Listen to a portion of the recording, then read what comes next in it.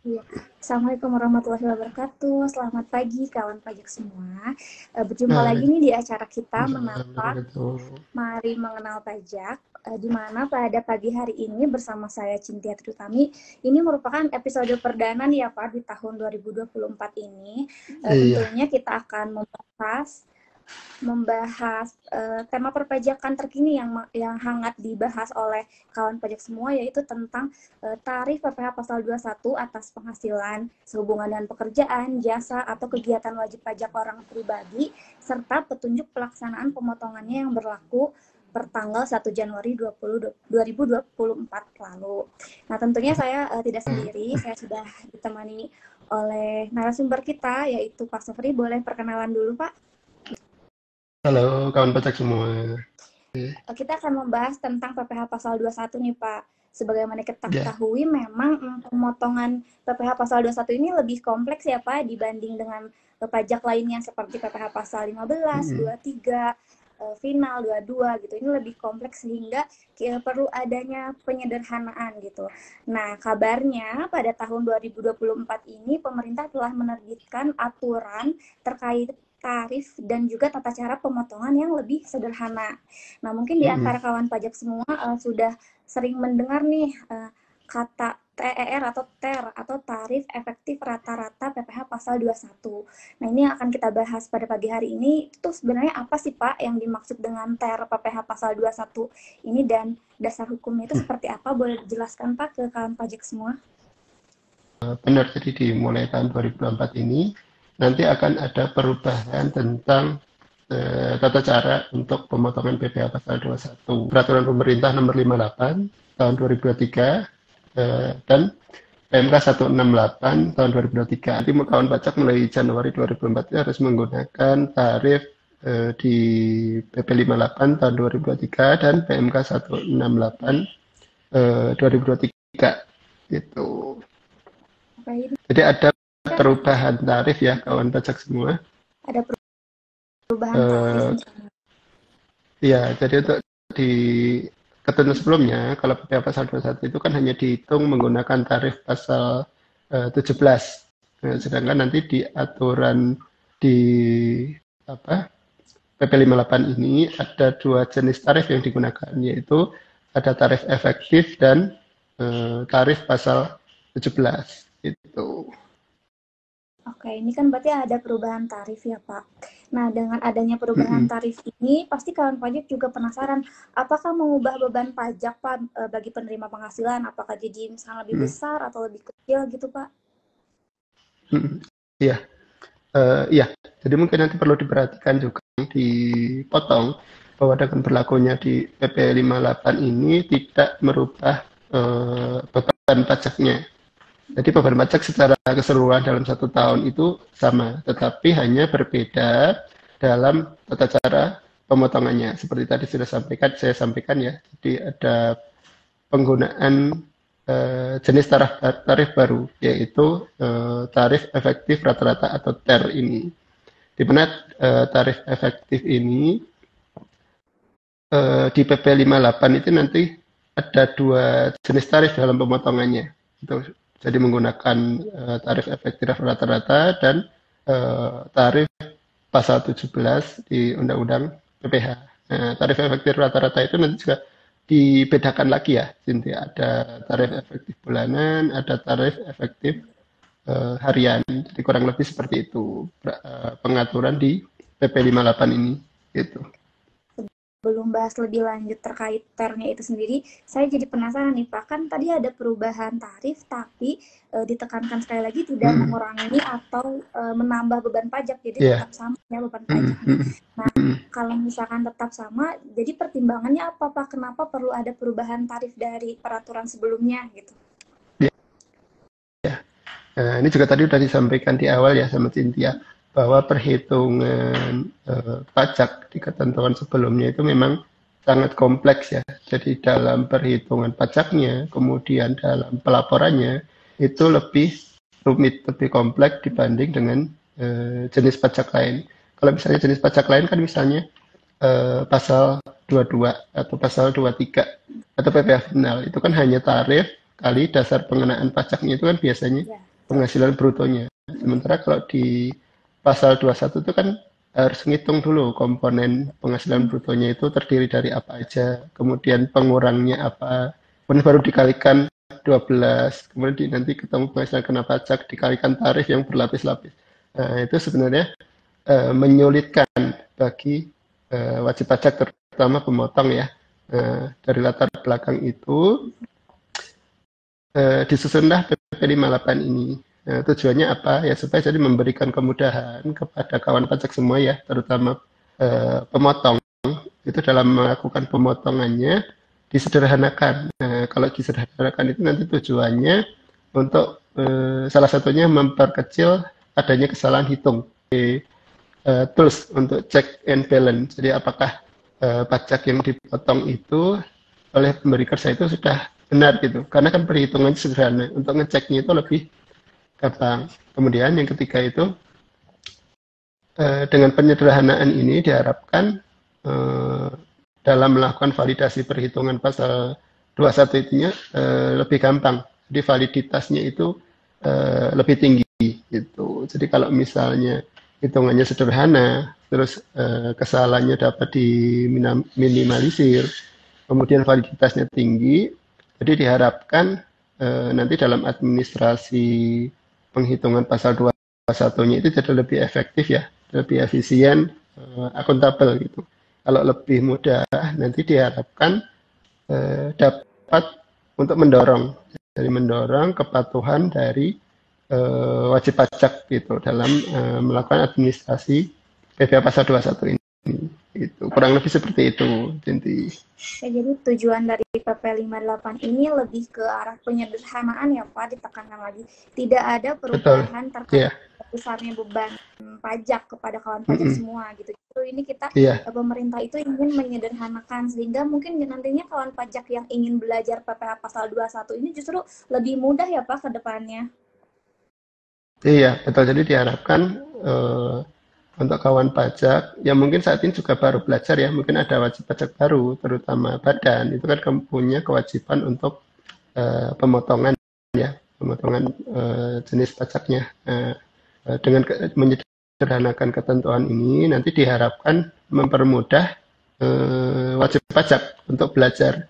Ternyata penghitungan pajak itu mudah ya, tidak serumit yang dibayangkan. Memang harus belajar ya, gitu. Seperti walaupun sederhana ya tetap belajar ya. Iya, cuman kan diharapkan lebih gampang gitu dari ketentuan sebelumnya, seperti itu. Oke, kita langsung aja nih masuk ke pembahasan di PP 58. Kan tadi sudah dibahas sama Pak Sofri bahwa akan ada 2 tarif gitu ya, tarif PPh pasal 17 dan tarif efektif. Nah, dalam praktiknya ini seperti apa Pak? Baik, jadi seperti kawan pajak ketahui ya, di ketentuan sebelumnya bahwa untuk penghitungan PPh pasal 21 itu kan semua menggunakan tarif pasal 17 ya, baik itu untuk menghitung pasal 21 bulanan, kemudian di masa pajak terakhir atau Desember, atau kalau misalnya pegawai berhenti bekerja itu pada saat pegawai tersebut berhenti bekerja. Nah, di PP 58 ini berlaku 1 Januari 2024 untuk penghitungannya itu di setiap masa pajak. Selain masa pajak terakhir itu ada yang menggunakan tarif efektif. Nah, untuk perhitungan tahunan itu tetap sama dengan ketentuan sebelumnya ya. Jadi kalau untuk menghitung PPh pasal 21 1 tahun, biasanya untuk masa Desember ya, atau masa pada saat pegawai itu berhenti bekerja, itu tetap dihitung menggunakan pasal 17 gitu. Jadi nanti tetap ketemunya sama beban pajaknya. Antara dihitung dengan ketentuan lama dengan ketentuan yang baru itu jumlah pajaknya akan sama gitu. Mungkin yang berbeda adalah nanti besaran pemotongan setiap bulannya gitu. Mungkin ada perbedaan seperti itu. Oke, mungkin di live kali ini kita akan jelaskan gambaran umumnya ya Pak ya. Oke, nanti untuk lebih jelas di contoh kasusnya nanti kita juga akan mengadakan kelas pajak ya Pak. Nah, sebelum masuk ke kelas pajak, kawan pajak bisa menyimak dulu nih live kita sehingga nanti kalau bahasa zaman sekarang nggak ngangong gitu Pak kalau di kelas pajak Ya, itu sudah ada gambarannya gitu ya Pak ya. iya, iya, itu. Oke, gimana Pak gambaran umumnya nih Pak? Eh, Baik, jadi mungkin nanti kalau di sesi ini kita nggak bisa memberikan gambaran secara detail ya perhitungan contoh-contohnya. Mungkin nanti kita sampaikan di pada saat kelas pajak aja gitu. Nah, mungkin kita dapat berikan gambaran secara umum dulu ya bagaimana untuk pemotongan di PP 55 ini atau di PMK 168. Misalnya paling umum adalah ini ya kawan pajak, misalnya ada pemotongan pasal 21 itu untuk pegawai tetap. Nah, ini kan yang umum di perusahaan ya, biasanya pembayaran gaji bulanan, pembayaran apa namanya, ada tunjangan, bonus, THR, itu yang paling rutin gitu. Nah, kalau di ketentuan sebelumnya kan kawan pajak itu memotong pasal 21 itu eh, agak ribet ya. Jadi misalnya setiap bulan dapat gaji berapa atau dapat penghasilan bruto berapa, dihitung dulu penghasilan brutonya. Kemudian dikurangi dengan pengurang, misalnya ada biaya jabatan, kemudian ada iuran pensiun yang dibayar sendiri. Nah, nanti baru ketemu penghasilan itu. Penghasilan itu disetahunkan dulu. Dikalikan tarif yang tadi ya, pasal 17 yang berlapis-lapis. Kemudian ketemu pasal 21 tahun dibagi jumlah bulannya berapa, baru ketemu. Nah, nanti di PP 58 itu tidak serumit itu ya, kawan pajak. Sudah Kawan, menjelaskan gambaran umum nih untuk pegawai tetap ya. Udah menjelaskan gambaran umumnya. Nah, sekarang kita mau bahas ke tarif efektif rata-ratanya itu sendiri, Pak. Berapa tarifnya dan bagaimana mekanismenya nih, Pak? Boleh dijelaskan ke kawan pajak semua? ya baik. Mungkin saya jelaskan apa sih yang dimaksud dengan tarif efektif itu ya. Jadi kalau di PP 58, PP 58 ini kan tarifnya itu nanti bentuknya single tarif ya. Jadi tidak menggunakan eh, apa namanya, tarif berlapis seperti pasal 17. Jadi tarifnya itu hanya satu, dikenakan dalam rentang penghasilan tertentu berdasarkan kelompok gitu. Jadi untuk dalam tarif efektif ini ada beberapa kelompok. Nah, seperti tadi sudah saya sampaikan di depan ya, ada tarif efektif bulanan dan ada tarif efektif harian. Nah, untuk tarif efektif bulanan ini dikelompokkan menjadi 3 kelompok. Itu ada kelompok A, itu disebut dengan TER A ya, tarif efektif rata-rata kelompok A. Itu dipergunakan untuk penerima penghasilan dengan PTKP TK0, kemudian TK1 dan K0. Itu masuk ke kelompok penerima penghasilan dengan PTKP TK2, TK3, K1 dan K2. Kemudian untuk kelompok terakhir yaitu kelompok C atau TER C. Ya, kelompok C itu digunakan untuk PTKP K3. Kasih contohnya aja ya. Misalnya ada pegawai misalnya sama-sama penghasilannya misalnya 10 juta. 10 juta antara pegawai A dan pegawai B. Gajinya sama misalnya 10 juta. Cuman PTKP-nya berbeda. Yang satu misalnya TK1. Kemudian si B misalnya K1. Nah, ini kan PTKP-nya berbeda ya antara K1 dan TK0. Nah, itu kelompoknya berbeda. Kalau tadi TK0 itu kan masuk ke kelompok A. Sedang kalau K1 itu masuk ke kelompok B. Jadi ini juga nanti tarif efektifnya berbeda. Kalau misalnya tadi contohnya penghasilan 10 juta, tapi PTKP-nya TK0, itu tarifnya adalah 2%, tarif tunggal. Sedangkan untuk K1 itu tuh masuk ke kelompok B, tarifnya 1,5%, seperti itu. Jadi ini lebih mudah ya kawan pajak semua. Jadi tidak perlu menggunakan tarif yang berlapis-lapis. Terus untuk pengalinya pun itu juga langsung dikalikan dengan penghasilan bruto seperti itu. Oke, lebih sederhana ya, Contohnya sangat seperti lebih itu, sederhana. kira-kira kawan pajak. Iya. Jadi yang perlu diperhatikan oleh kawan pajak sebagai pemotong nih mungkin terkait rentang penghasilannya dan PTKP-nya ya Pak. Nanti apakah masuk ke kelompok A, B, atau C. Nanti itu yang menentukan tarif efektif rata-ratanya. Seperti itu ya Pak ya. Iya, iya gitu. Nah, mungkin yang perlu kawan pajak perhatikan ya, Kalau sekarang kan sudah tidak, kalau untuk pasal 21 bulanan itu kan nggak menghitung lagi penghasilan itu, penghasilan kena pajak, tapi tetap diperhatikan komponen penyusun dari penghasilan bruto itu seperti misalnya ada tunjangan-tunjangan, kemudian termasuk natura dan kenikmatan. Nah, itu harus diperhatikan kembali karena pengalinya adalah penghasilan bruto dikalikan dengan tarif tunggal itu seperti itu. Oke. Tadi kan kita sudah bahas untuk pegawai tetap ya Pak ya, yang ada biaya jabatan dan sebagainya. Iya. Nah, untuk pegawai tidak tetap ini seperti apa Pak di peraturan terbaru ini? Ya, jadi yang berubah itu tidak hanya pegawai tetap ya. Jadi pegawai tidak tetap pun terdapat perubahan cara perhitungan. Itu.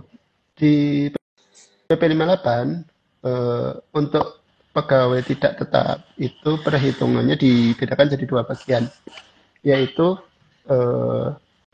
untuk pegawai tidak tetap yang dibayarkan penghasilannya itu tidak secara bulanan dan secara bulanan. Nah, ini sebenarnya di ketentuan sebelumnya juga diaturnya seperti itu. Cuman cara perhitungannya aja yang berubah. Itu. Kalau dulu itu kan penghasilan 0 sampai 450.000 sehari tarifnya 0%. Kemudian lebih dari 450.000 tetapi sebulan tidak lebih dari 4,5 juta. Terus kelompoknya 4,5 juta sampai 10.200.000 ya kalau nggak salah. Kemudian di atas 10.200.000. Nah itu kan kalau dulu itu cukup rumit karena ada yang menggunakan PTKP harian, ada yang menggunakan PTKP bulanan. Nah di PP 58 itu disederhanakan.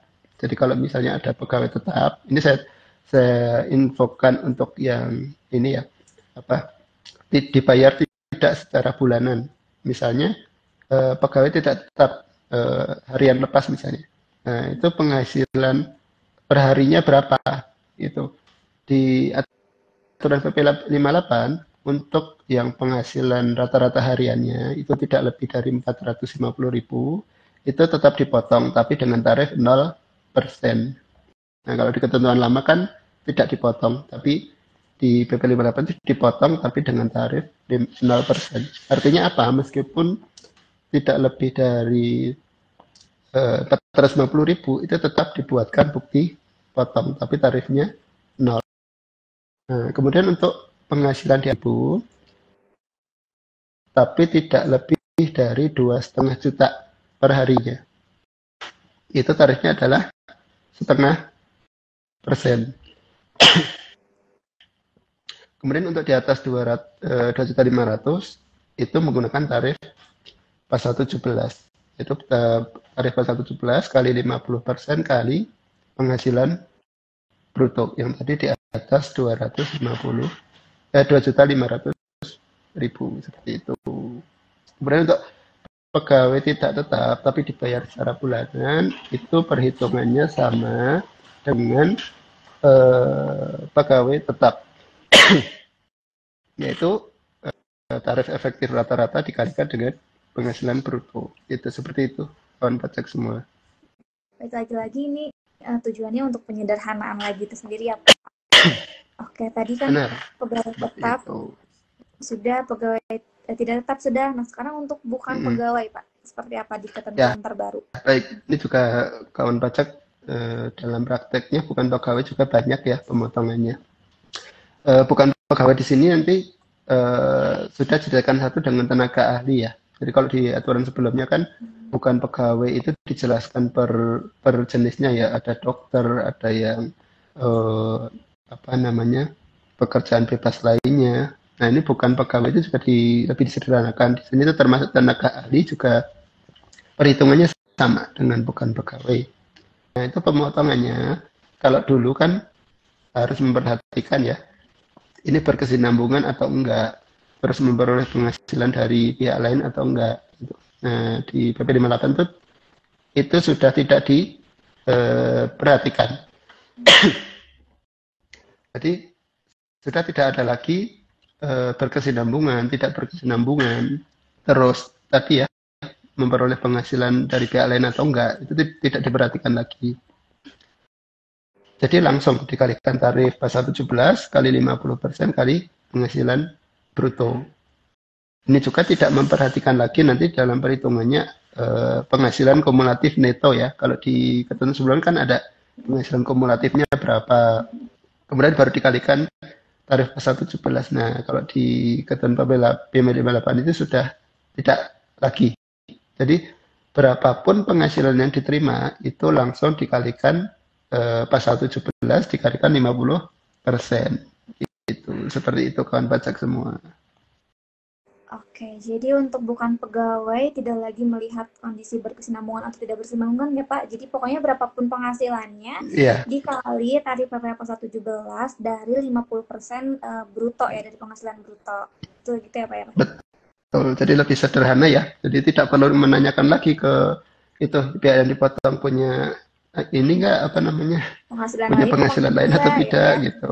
Ya, Oh, baik, untuk itu kita tutup aja Pak ya. Saya tutup ya Pak. boleh silakan. Oke, demikian pembahasan kelas menapak mengenal pajak kali ini. Untuk mengakhiri saya akan ngasih kesimpulan nih, sedikit kesimpulan dari pembahasan kita tadi. Nah, kesimpulan yang pertama, jadi dalam rangka penyederhanaan pemotongan PPh pasal 21 dan memberi kemudahan nih kepada kawan pajak semua, pemerintah telah mengundangkan PP 58 tahun 2023 dan juga PMK nomor 168 tahun 2023 yang berlaku mulai tanggal 1 Januari 2024. Nah, di mana terdapat perubahan tata cara pemotongan PPh pasal 21 atas penghasilan sehubungan dengan pekerjaan, jasa atau kegiatan orang pribadi dengan penetapan tarif efektif untuk perhitungan PPh pasal 1 di setiap masa pajak selain masa pajak terakhir. Nah, yang kedua, ketentuan ini kami tekankan kembali tidak mengurangi maupun menambah beban pajak yang harus ditanggung oleh penerima penghasilan seperti itu. Nah, yang terakhir, kami berharap dengan berlakunya PP 58 dan PMK 168 ini bisa menciptakan sistem administrasi perpajakan yang lebih efektif, efisien, dan akuntabel yang dapat mendorong terciptanya kepatuhan sukarela. Demikian yang dapat kami sampaikan. Semoga dapat menambah wawasan kawan pajak semua nih terkait peraturan perpajakan terbaru. Kami mohon maaf apabila ada kesalahan dalam dan kekurangan dalam penyampaiannya. Kita berjumpa lagi di acara menapak episode berikutnya ya Pak, bersama Pak Sofri atau bersama Ya, sumber lainnya, dan juga di kelas pajak berikutnya. Baiklah, saya tutup. Wassalamualaikum tapi warahmatullahi ikutin IG KPP ya. wabarakatuh.